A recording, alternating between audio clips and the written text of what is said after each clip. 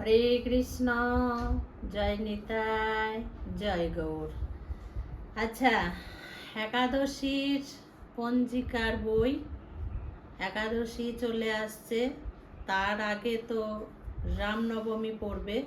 আমি রামনবমীর ভিডিও সমস্ত কিছু বলে ছেড়ে দেব, চিন্তার কোনো কারণ নেই। এখানে 11ই জ্যৈষ্ঠ, বাংলার 11ই জ্যৈষ্ঠ 26শে মার্চ বৃহস্পতিবার, সেই দিন হচ্ছে শ্রী শ্রী বাসন্তী দেবীর পুজো। তো বাসন্তী দেবীর পুজো এবং দুর্গা অষ্টমী বিবিধ পূজা প্রশংসা শ্রী শ্রী মা অন্নপূর্ণা দেবীরও পূজা। বাসন্তী দেবীর পূজা হলে তো মা অন্নপূর্ণা দেবীর পূজাও হবে। তো এই বাসন্তী দেবী কিন্তু চৈত্র মাসেই পূজিত হতো শুরুর থেকে।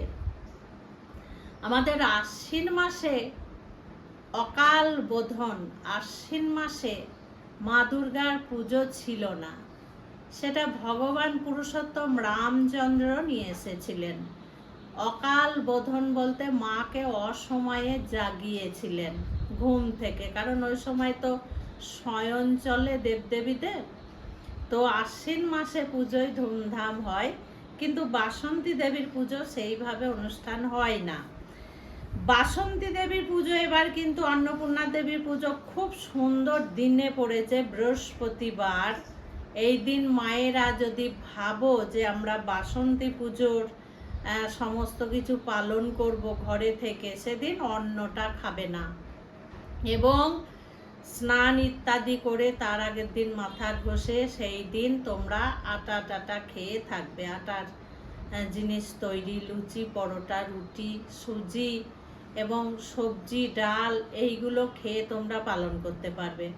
এবং এই দিন বৃহস্পতিবার যেহেতু, আবার লক্ষ্মী খাবে না, তাহলে তো খুব ভালোই হবে। আর বৃহস্পতিবারে সেই দিন বাড়ি থেকে কাউকে কোনো জিনিস কিন্তু দেবে না। যেহেতু বাসন্তী পুজো বৃহস্পতিবার পড়েছে, মায়েরা পালন অবশ্যই করবে।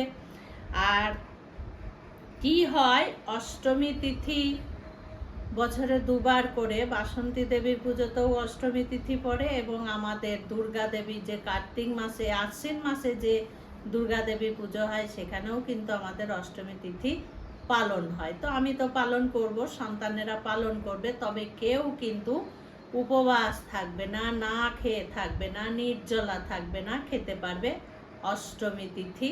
তো সেই দিন পালন করে বেলা 12টার পরে 1-1:30টার সময় তোমরা তার আগে রান্না বান্না করে নিয়ে খাবে। যেসব মেয়েরা, যেসব মায়েরা আটা সহ্য হয় না, সহ্য করতে পারো না তোমরা, সেই জায়গায় ডালিয়া খেতে পারো। তো সেও যদি না হয় তাহলে সেদ্ধ নিরামিষ ভাত তোমরা অবশ্যই খাবে, সেটা শরীর খারাপ হলে তবেই। এবার বলি একাদশী কবে। এখানে দেখাচ্ছে, দেখো, 14ই চৈত্র, 29শে মার্চ রবিবার, কামদা একাদশী ব্রত, কামদা একাদশী ব্রত। পরের দিন পারণ হবে সোমবার। পারণের সময়টা খুব অল্পর মধ্যে দেওয়া আছে, অল্প সময়, বেশিক্ষণ সময় কিন্তু এই একাদশীটাতেও পাবে না। এর পরে যে সমস্ত একাদশী আসছে সেগুলো অনেক টাইম পাবে। এখানে 7টা মানে 5টা থেকে 7টা বেজে 37 মিনিটের মধ্যে কিন্তু একাদশী ব্রতের পারণ সেরে নিতে হবে, একদম কিন্তু দেরি করা যাবে না। বোঝা গেল? আর একাদশীটা কিন্তু 29শে মার্চ 14ই চৈত্রই পালন হবে। এটা অন্য দিন আমাদের মতে নয়, নবদ্বীপ পঞ্জিকা মতে নয়। কে কোন দিন করবে ঠিক জানি না আমরা। তো একাদশী ব্রত মায়েরা বলো যে মা আমি একদমই না খেয়ে থাকতে পারি না, ডাক্তারের দেওয়া ওষুধ খেতে হয় আমাকে অনেক, আবার একাদশী আমি ছাড়তেও পারছি না, কি করব? অন্নটা বাদ দিয়ে চালের জিনিসটা বাদ দিয়ে তোমাদের যেটা সুবিধা হয় তোমরা বারে বারেই খাবে। অসুস্থতার কারণে কিন্তু এগুলো বারবার বিধিবিধান দেওয়া আছে এবং ছাড় দেওয়া আছে।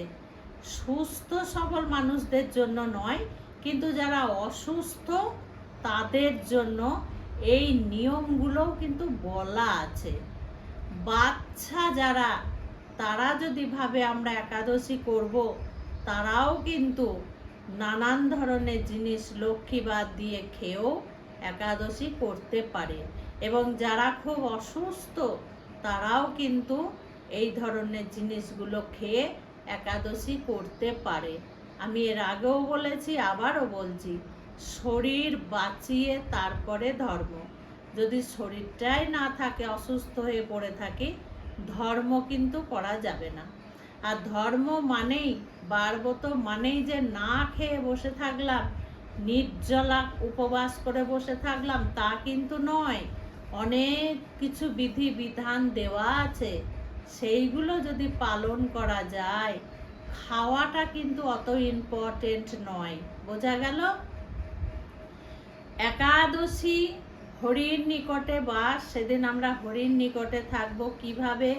হরির নাম করব, যতটা পারবো হরির নাম করব। যারা মালা জপ করো না, তারা হাতের কর গুনে হরিনাম মহামন্ত্র জপ করবে।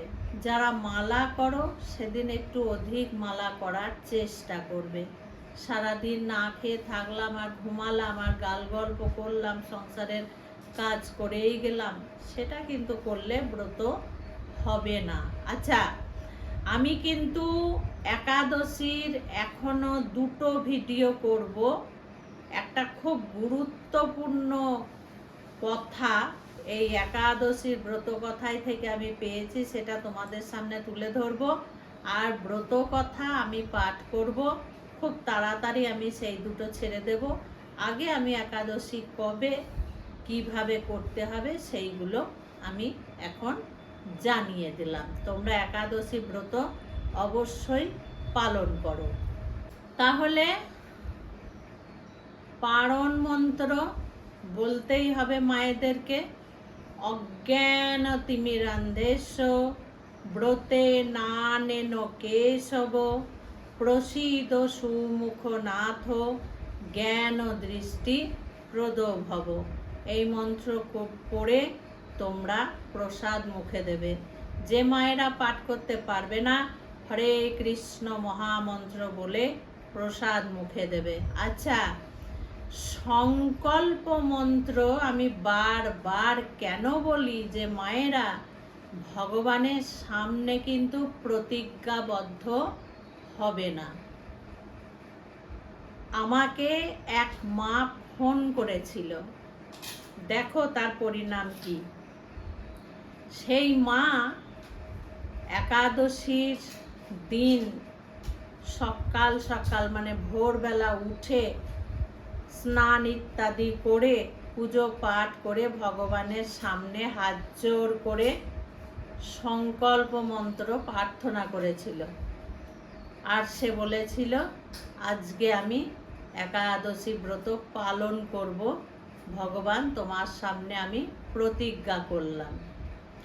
ঠিক বেলা 3টে 3:30 বাজে, তখন হঠাৎ করে তার মাথাটা ঘুরে যায় এবং 2 চোখে অন্ধকার বয়ে আসে। ওর সঙ্গে সঙ্গে বসে পড়ে। বসে পড়ার পরে বাড়ির লোক তখন সবাই মিলে ধরে, পাড়াপড়শি এসে ধরে তাকে মাথায় জল টল দিয়ে হাওয়া করে জল খাইয়ে দেয়।